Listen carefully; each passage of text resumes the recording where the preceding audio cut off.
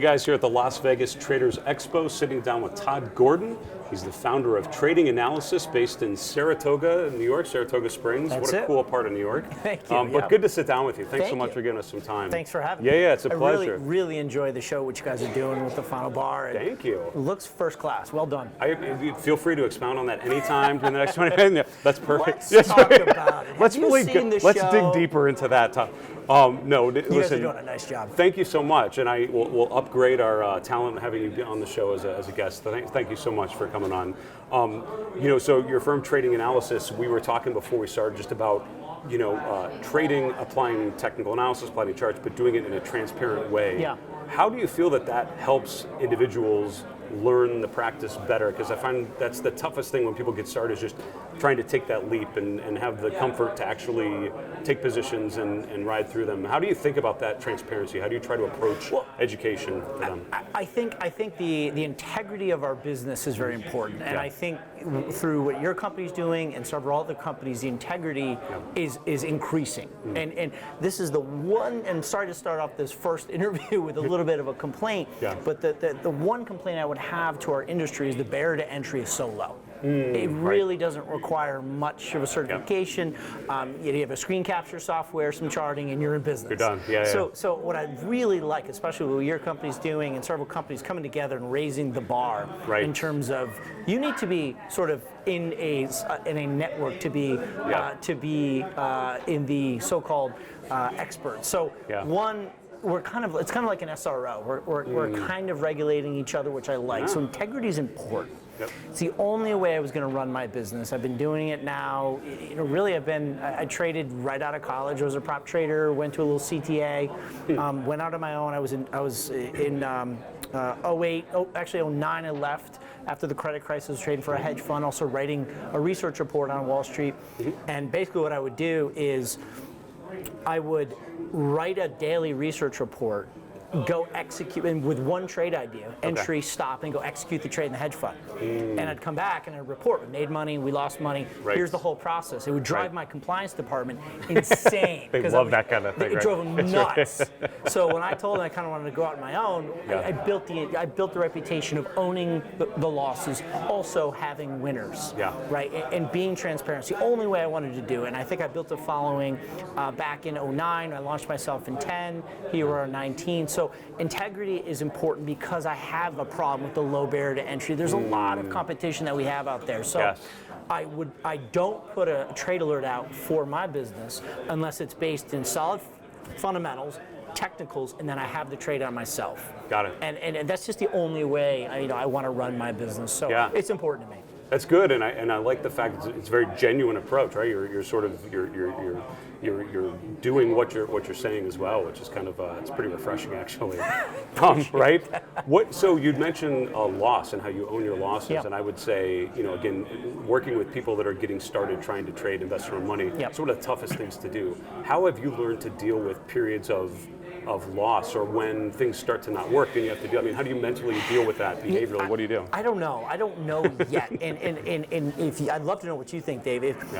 There's times where you're out of sync with the market. The market's out of sync with itself. The market's just not trading well. You could be firing. You could be on point. You could be rested. You could be, there's times when you're tired or distracted and you're not, you're trading emotionally and you're out of sync, or the market's out of sync, or a combination of the two. So then comes in the question, can you trade out of a drawdown? Right. I still don't know the answer to that. You've got to decide if you are out of sync and you got to get yourself right. You got to be working out. You got to be healthy. You got to be rested. Or is the market the issue? And you just have to say, all right, and this is what I did over the last 3 months. Shrunk the position size. Feel good. We were in Saratoga, we were having some fun. Saratoga's fun in the summer, but not too much fun. I was like, this market is just so nonsensical. I just don't like the way it's trading. So cut the position size down. And just over the last month, I've really started to get after it. I have some pretty leverage with some NDX call options on the upside. I have more allocation. I just feel like the market is finally trading. So you got to figure out, is it you or is it the market? And I think that's why you need a group or a person, somebody who has experience, because you can only make that realization through screen time and going through repetitions. And I can honestly say to my subscribers, like, guys, I think the market just is not good right now. And I'm completely content just scaling back and being quiet. And people pay me monthly and I say, look, I used to feel very bad about charging someone $100, $200 a month to say do nothing. But how many of these guys who are just a couple years into the business can blow themselves up in a dangerous market? That's right. And you've got to learn to sit on your hands. So I answered that in like 3 different ways. I don't know what the answer is to that. What do you think? Well, it's funny. I mean, I've spent a lot of time coaching professional analysts, institutional analysts, and what always struck me is these, in general, the average analyst was really accomplished academically. They're used to being right a lot, and they're used to good work and thorough work leading to good results. And we're in an industry where your process might be impeccable, but just the market goes against you. It's just not the time. And so I think that ability to recognize when even your best effort it's not the right time for it. Recognizing that and admitting when you're wrong is probably one of the things that's most difficult to do, but probably most helpful to your portfolio. Admitting that you're wrong at something, admitting it's not the right time. And most of our viewers, and tell me if I'm wrong, are not going to their job responsibility doesn't end with being an analyst, right? That's right. Because analysts, you always have to have an opinion. When I go on TV, I have to have an opinion. I can't say, well, if A happens, we'll do B. If C happens, we'll do D. And like, they won't book me again. That's right. The viewers at home, they've got to take the analysis, either they do themselves or that they get from us, and then they got to put it into action. That's right. Right? So you got to wear 2 different hats, being an analyst and plus an analyst and a trader, because they're 2 pretty different. Very much in terms of skill sets and all of that. So you had mentioned the importance of people learning from you, sort of you putting things on and having that be such a great way for people to learn. Who were those people for you when you were getting started trying to learn how you're doing? Who were those mentors or people that you read or that you were able to learn from that helped shape how you approach the markets today? Oh man, this is a long. All right. First, 14 or 15, my mom gave me some money to allocate towards the mutual funds. Hooked. Opened an E-Trade account when I was 17. I think I forged my account. I was supposed to be 18. I was 17. I took my money that I made at the Glens Falls Country Club. Nice. Was day trading in 1998 on AOL dial-up, trying to day trade. This one guy, I think he's in jail. I don't know. Maybe he's not in jail. Hopefully he's not. His name was Tokyo Joe. He was like this short-term day trader, and I got hooked. Blew up my account. Lost my $4,000. Had like a $300 AOL dial-up phone bill because it was long distance. My mom showed me the phone bill. I was home for she's like, Todd, what are you doing? Well done. Right. Got hooked. I'm like, this isn't going to work. Traded through college, put more money. Read Alexander Elder's first book, Trading for a Living. Learned trend lines. Traded through college. My first job was prop trading in San Diego with a guy named Dave Floyd, who I'm still friends with today, forever. Prop traded for a while. Went up to a little CTA and publishing company in LA. Rolled that into Wall Street for a foreign exchange when FX was going crazy in the yen carry unwind, credit crisis. Sure. And that I kind of, sorry, I forgot the question. Where was I going? So early was that. The biggest transition, I guess, where I'm here able to speak to you to now is I'm a huge fan of Elliott Wave, and I love it. Got it. I hate teaching it. I work closely with Elliott Wave International. Bob Prechter is a friend. He's from upstate New York. And if you know that. That's right. He guided, tutor in several pretty historic market events. So basically what I was doing is I had to write a daily research report. If I can tell you a little story. Please. This was working for GainCapitalForex.com 2004 to 2008 in the city. And I had to write the daily research report to get out to customers around the world. You can't write like when MACD crosses or when it gets up to the Bollinger Band, put the trade on. So you got to find a way to get ahead of the market and anticipate the trade. And we were getting all the research reports from all the major investment banks like UBS and Deutsche and Barclays and Merrill. And there was technical analysts and they would send it to us. And the guys who were doing Elliott and Fib were able to say at this price point in the future, should the market get there, then execute the trade. And I was like, this is the way I can do it because I can't, how do you see a trade 2 days ahead of time and write the research report? Yep. It's like, this is the way I can do it. And I just quickly fell in love. I eliminated all the superfluous money-losing trades that weren't planned out. I put the one trade on that was based on Elliott and Fib, and because you could say, I'm a seller here, stop loss here, first take profit here. You could do 3/4 of the trade before $1 goes in, and that's what kind of launched my career. Again, Elliott's my first love. I'll do it forever. I hate teaching it because most people are just like, they want to be told that A plus B equals C, and this is your formula to making money. Where it's a little bit of nuance in there, probably, right? Yes, right. It's the future's not written. You've got to have EQ, emotional intelligence, to know you can't control the future. You can only control the now. So you talked about Elliott and Elliott Wave, Fibonacci, and I know from following some of your work, Fibonacci is something that I've recognized has come up a lot. How would you describe your technical approach, or if I gave you one chart to look at a currency, a pair, or something like that? What would it look like? How do you approach something if you're looking for the first time? Sure. So the thing that really pulled it together for me was I've only met him once or twice. I guess he's your boss. Is he your boss? Is he your friend, John Murphy? Mentor is how I would describe it to many of us, right, in the industry. That Intermarket analysis book, Profiting from Global Macro Relationships, I think it was the blue book. I read that, and that was just like, that was the second, holy cow, book. Wake up moment. It was first I read Prechter's book, the 1979 book, which was harder than most calculus textbooks in college. Then I read Intermarket Analysis by Murphy, and I was like, this is what's missing for me. Because you can have, I call it single chart analysis, whatever your style, whatever your sausage grinder is on the technicals, fine, you better be right, but add another dimension to it. Look at what FX pair is correlated to. Interest rate spreads or commodities, or during the 07, 08 crisis, the yen carry unwind and the S&P futures were lockstep. It was unbelievable. Watch the relationships, and that gives your single chart technicals another dimension. For me, that pulled Elliott together because there are multiple scenarios that how the future can unfold. Like, I'm smart enough to know I'm not smart enough to predict the future. There's multiple ways that the future can unfold, and if you just look at what correlations are happening with your market in question, you can reduce some of the subjectivity. So I love looking at correlations, and people say to me, it drives me nuts, David, I'm sure you hear this, they say, oh, well, they change and they don't work anymore. Well, fine, use them until they don't work, and then go on to the next one, dude. It's funny, you mentioned John Murphy's work, and I think one of the things I got out of it is sort of what you're alluding to. It's so easy as a chart watcher, as a chart analyst, to get caught up into this specific chart in a vacuum. It's like, here's what I'm seeing, but what I learned from John's work is that it's not in a vacuum. They're all interrelated in different ways, so thinking how this relates to all these other things is important. So along those lines, can you talk a little bit more maybe about your routine? Do you have a normal daily or weekly or monthly process, some way that you try to understand what's going on around you and make sense of the world visually at all?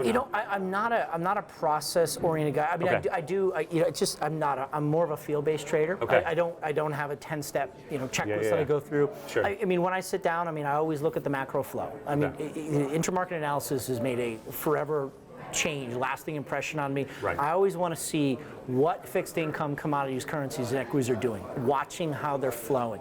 Are we on risk? Are we risk on? Or are we risk off? Is risk on entailing higher bonds, lower yields, or higher yields, lower bonds? How does commodities come into play? I want to see what the flow is. I want to see what the dynamic is, right? And then I always take the index, I always take that macro flow, and then I primarily trade U.S. stock index and equity options and also stocks in my portfolio. Then I drill down and say, okay, are we in a risk-on scenario being confirmed by fixed income, commodities, what currencies, whatever? I can't wait for currencies to move again. It's going to be amazing. I think they're going to be delisted soon. At some point, right? So I just look at the flow, and then I'll go down, and then I really am starting to use, I really like the sector rotation on RRG. I'm starting to use that now. So I want to see where the rotation is. I want to see what sectors, and so much of the presentation I just gave was really based on interest rates, and the rotation we're seeing is based on yields and based on yield curve, and you're seeing a move into financials. Financials have been so oversold, just starting to break out. I haven't even taken out the 2008 high. That's right. financials coming in, industrials coming in, materials coming on, and we're seeing just huge broad-based rallies with strong breadth and strong volume on the advancers, where the large cap tech and some of the large cap financials have just started to break out. So you're now starting to see the indexes go. So from that macro flow, look at the sectors. Do I just want to trade the ETF or do an option overlay on the ETF? Or is there individual stocks I want to put in my portfolio or do a shorter term option trade and try to generate some alpha? Yeah. So you mentioned a little bit about just the environment we're in right now, right? I mean, the equity market's continuing to go to new highs. Small caps, mid caps that have been lagging a little bit, also starting to break out a little bit. You mentioned the financial sector breaking out of some huge bases on some of the bigger banks. What are you seeing in the equity markets going into year end, into next year? How are you thinking about it overall? I'm long. I have a pretty good NDX called Butterfly. I get kind of into the weeds with some option plays. I put it on 3-4 weeks ago, been very vocal about it. It was at 81.50, 82.50, 83.25 call Butterfly when the NDX was trading like 78, 7,900, so it was a pretty good way out of the money. That's been my main option position. I'm about 98%, 95% long in my stock portfolio. We're seeing technology's already made the move. XLK is already starting to come off a little bit. I was thinking communications would go. Facebook isn't really doing it. Google's going, but it's not really breaking out. Twitter didn't help the XLC at all. Holy cow on Twitter. So I was thinking communications would go. They didn't go. But now we're starting to see rotation in materials, industrials, and financials, right? Which we're seeing just such a broad-based rally right now. So I think we just have to have a pretty wide allocation to everything. I don't think you need to be so long tech right now. Apple's had such an amazing move. I'm just so afraid we're going to go through this routine again where we're going to get interest rate sensitive sectors starting to move up, pushing interest rates higher. We get scared again and we go through this whole routine. Like we just went through like another taper tantrum, right? Right? When was the last mortgage taper? It was like 5 or 6 years ago. Yeah, that's about right. And we just did it again. So we're just in this vicious cycle. So I'm hesitant. I like these different sectors moving. But we obviously can't let interest rates get too high. And plus, we've been in a 38-year downtrend in yields, on the 30-year. So let's not say, oh, this is the low. I think we're good. I think the Fed is out of the way. I don't think we're going to see interest rates skyrocket right now. I think things are settling down. We could go back into this low volatility kind of grind higher. I don't know what sectors are going to push us higher. I kind of want to have exposure to everything in here. There's a possibility. I mean, this Barron. I just talked about this Barron's big money manager poll. Did you see this? 27% of wealth managers in 19 are bullish the market. And we're like 3% off the all-time high. What? And they said the bearish reading was the highest in 20 years. Isn't that wild? Like what? I said this on CNBC. Like, what are you talking about? Fairly unloved, right? Like, how do you sit here with stocks at all-time high and say recession's imminent? Like, if you see a train on the tracks coming at you, get out of the way. Like, everyone's going to sit there and just get run over by this. It's so funny how often people forget that one of the best leading indicators for the economy is the stock market. So when the market's going up, it's hard to think that that's coming fairly soon. So you seem pretty constructive, overall pretty bullish on equities. I love to think, what would tell you maybe that that's incorrect? Is there a certain breakdown or reversal or inflection point, a sector that might start to falter? What would tell you maybe to rethink that a little bit? I'd have to really get into the Elliott Wave weeds with this. The 2009 price structure of the S&P, it really doesn't fit the mold of an emotive, impulsive rally. It really looks corrective. So I am long, like I am the most long I've been. I just put more money in my portfolio but I am very aware if 30, it's a fib extension based on a possible B wave to get a little bit, it's 3152. That's the 1272 extension of I think the September high to the December low. What was the high at 18? August, September down into December. If you do the 1272 of that, I think it's 3152 on a semi-log scale. And that's 1272 is the square root of 1.618, where 786 is the square root of 0.618. Those guys, if you go 786, retracement, you have a pretty good shot of going 1272. I've seen a lot of false breakouts of that 1272. Interesting. If we failed 3152 in the SPX, that price structure that was, because 2019, like we talked about earlier, was such a lousy trading environment until just recently. It was trading like a correction. and it might not be impulsive. And then people are going to say, oh, Elliott Wave is no good because I can't tell you exactly what the future is going to hold. Right. Dude. Right? So if that happens, then I'm like, maybe that was a B wave, and maybe we do have C down. Okay. That's where I'm going to say I'm wrong. It's a great level. Okay. I'd love to ask people, and I phrase it different ways, but it's basically the worst trade question. What was the worst trade, or best learning experience? When was a time when something completely went against you? What did you learn from it? How did you kind of get through that period? Bonds, actually, you know what? I've got 2 bad trades. Okay. Good. I think it was 08 or 09. Euro. It was during the credit crisis. Euro was getting crushed. Euro dollar was selling off, euro yen was selling off with the yen carry unwind. Yep. And I think it was like 08 or 09. Just look at the charts. Euro did this ramp job into the end of the year. And I gave back like a third of my profits trading for the hedge fund in like 3 weeks trying to short that. Right. And it was just like this euro shortage liquidity, this euro funding shortage, whatever, this short covering into the end of the year, and I gave back like, it was more than a third of my profits for the year. And I had a boss at the time. I had my chief risk officer and CIO, and he's like, what the hell are you doing? It was the end of the year. I had a good year. And I just got skewered. So always respect August and December markets, and that's another reason why in 18 with December, I didn't get too aggressive on the downside. I didn't buy it, but I didn't sell it because I remember the euro back then. And there was another, I should know this, the TLT, I had some call butterflies, and TLT went on this ripper on the upside, and I forgot what it was. I was short vol, and vol was exploding, and it was my first like getting stung on the options. I was like, all right, there's well into 5 figures that I don't need anymore. So I learned about vol expansion and being short Vega. And it's terrible. I should know the year with that TLT. You could look at the TLT. It was like just like the euro, just went vertical. Good lessons learned. We're almost out of time, but I do want to ask. I love to think about what you do outside of investing and how that helps inform what you do. So I'm a student pilot of thinking about aviation. Awesome. Now you have experience in competitive sports as in skiing, right? Can you tell us just a little bit? I mean, is there an example of something that you learned or part of that that you think reflects well to investors or to traders at all? Yeah, it's great. It actually ties in very well with being a pilot. Okay, because your whole flight plan needs to be laid out ahead of time. Like 90% of your flight is laid out ahead of time. That's exactly right. There's a few variables that will pop up. A ski race is the same way. So I was a Division I ski racer in upstate New York in Lake Placid, and the same thing, a flight plan with the ski race. You watch the Olympics and guys are bombing down at 50 or 80 miles an hour. What you don't see is 3 or 4 hours of course inspection ahead of time. You slide down. All teams slide down with your coach and your team, and you're looking at terrain. You're looking at, okay, there's a bank turn here. The sun's hitting that snow. It's going to have more moisture content. You got to get up over your skis. You know that's going to be in a sharp drop away, a fall away, icy. You got to get high.